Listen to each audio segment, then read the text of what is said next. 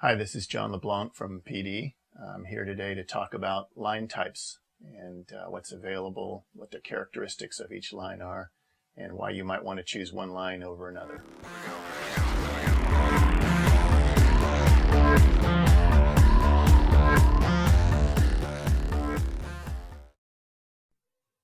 So Dacron is a brand name from DuPont for polyester. We call it Dacron in the sport. It's really polyester. It's good stuff. It's a bit bulky by today's standards, but it has just enough elasticity to make things more forgiving. If for student parachutes, you get a student that's kind of rolling down on his shoulder after one of those little tracks where they kind of get a little steep, and having that Dacron line just kind of makes things a little less critical on opening. For two reasons. One is the elasticity, is there's enough there to kind of take the edge off of that short spike in the opening shock. And also the thicker line just is a little easier to stow for the novice. It abrades, it's not the best line in terms of wear, but it's a real forgiving line, and it's used in conservative applications. It's also a worthwhile consideration for somebody who has a really delicate body, who just can't afford an occasional hard opening. It really helps reduce that. So Dacron is a good all-around line that is still in use, but as parachutes started getting smaller in the late 70s, early 80s, and going faster, the drag of the Dacron line, because of its extra bulk, started to become something that people wanted to get around. Initially, it was a pack volume thing. People were crazy about small pack volume, so they were looking for a low bulk line. And the line that the sport came up with was made of Kevlar. Kevlar is used in bulletproof vests. It's known as an aramid fiber. Its obvious advantage was the lower volume, but the fact that it had lower drag was starting to make a difference. It was kind of a short-lived thing, because at the same time Kevlar was coming out, the free fall speeds were going up, and it was just behaving funny, and there was a lot of failures of Kevlar line quite early in the life of a parachute. 20, 40, 50 jumps, you just start having lines breaking. And it just wasn't worth it. It just wasn't worth it. So Kevlar was the first low bulk line. It's pretty much not in use at all in the sport right now.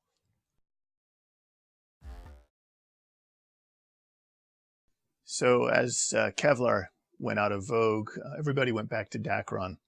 It was just the sensible choice at the time. And it was that way when we got into manufacturing and designing. And our founder, Bill Coe, was really looking at ways to improve performance of the parachutes we had at that time, and came up with the Spectra line.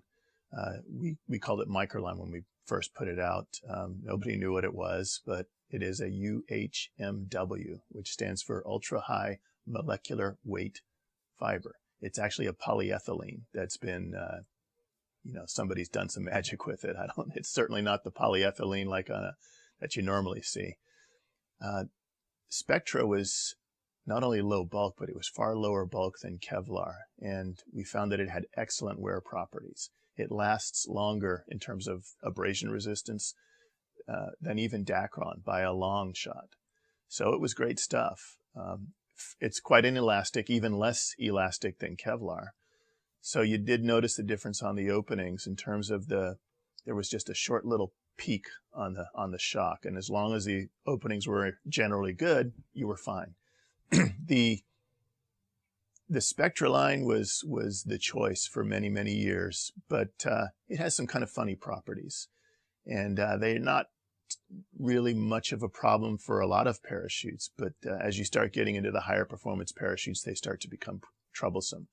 The main problem with the Spectra is that even though it's very inelastic, it doesn't change its length with a shock. Over time, it'll actually stretch a little bit. It creeps if it's under load for a while. But at the same time, it's sensitive to heat, and the heat causes some lines to shrink.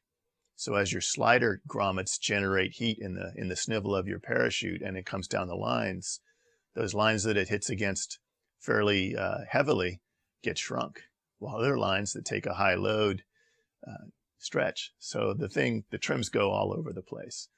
Now, it's not a big deal for a lot of parachutes.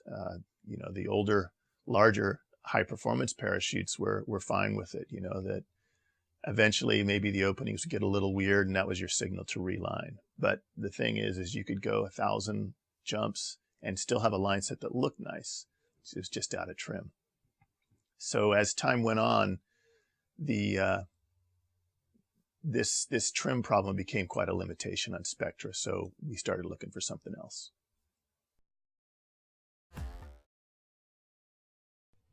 So Spectra has been a great line for a long time. The microline is a very good low bulk all-purpose line, with the limitation being that the trims will go out, and on some canopies that can really cause some problems.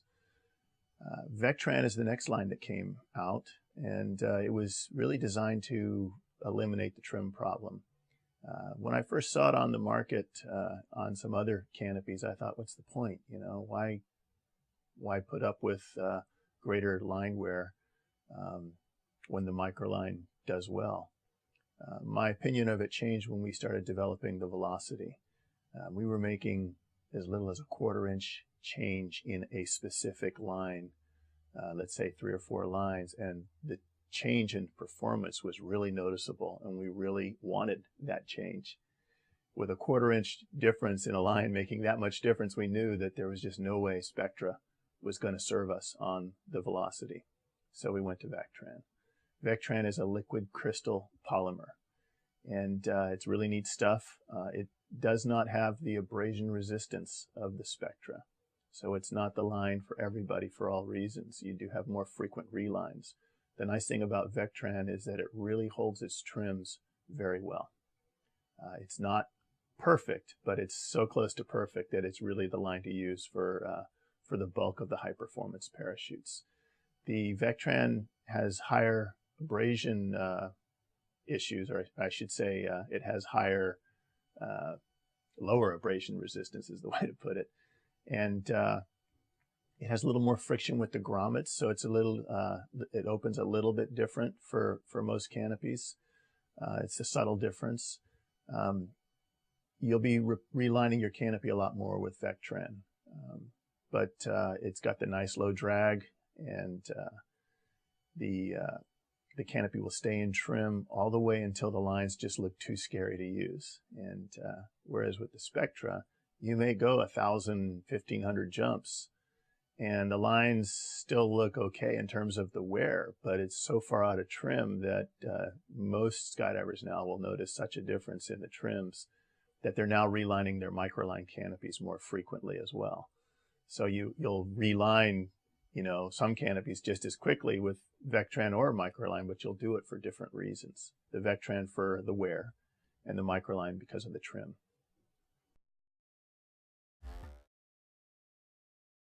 So Vectran does a really good job of keeping the lines in trim. Not perfect, but really good. But in the quest for greater performance, we eventually started looking into HMA, which is a high modulus aramid.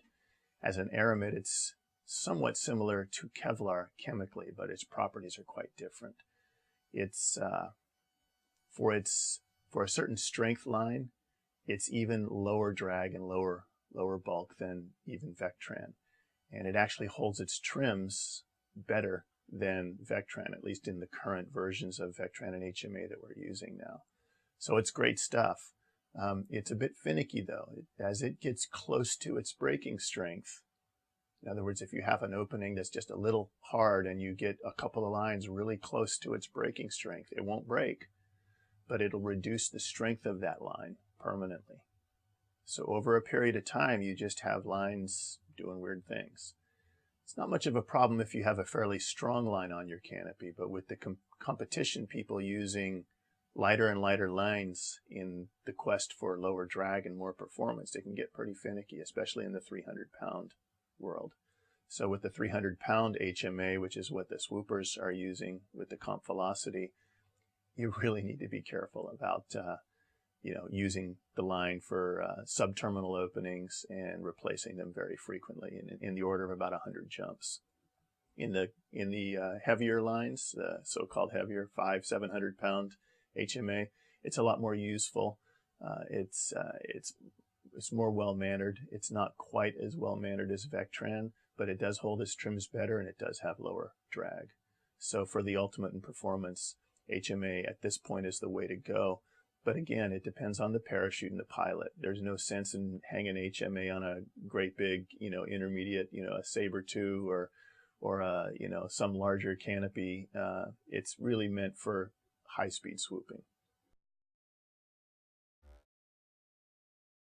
We have Dacron, which is super forgiving, easy to use, reasonable wear characteristics, lots of elasticity, which takes the edge off of the occasional strange opening. We have Spectra, which is ultra long-lasting, doesn't hold the trims very well, shouldn't be a problem for some of the more conservative parachutes. As you get into smaller, faster canopies that are more critical on trim, you need to go to Vectran. Vectran has the low drag that you want, but also holds trims well. And then for people who are into real high-performance canopy flight with the best, fastest wings around, HMA is a reasonable alternative. A little picky when it gets loaded near its ultimate strength, but it's good stuff if you respect it for what it is and what it isn't. Now, I've been talking in general terms about these different lines, HMA, Vectran, but I want you to realize that just because a line is Vectran or just because a line is HMA, it doesn't mean that it's all the same. There are a lot of different properties in the line that have to do with very subtle things that happen in the construction of the line, how it's braided, the combination of fibers and carriers, how it's finished, lots of little subtle stuff. And we know a lot about that because we've been working with our manufacturers for a long time to improve the characteristics of the line. But I want to say that it's not pure science. There's a lot of science in there, but there's an art to this stuff. So we're always working with our manufacturers to improve all of the lines that we're using. So when you think about what's coming next, you might find some surprises. Maybe there'll be some new space-age material that'll make all these lines obsolete. I doubt it, but it's possible. But I think you might find that with continued subtle improvements in the weaving, the finishing, that you might find some improvements in some of these characteristics that I've been calling limitations on these lines. So it's going to be an exciting next couple of years in that regard.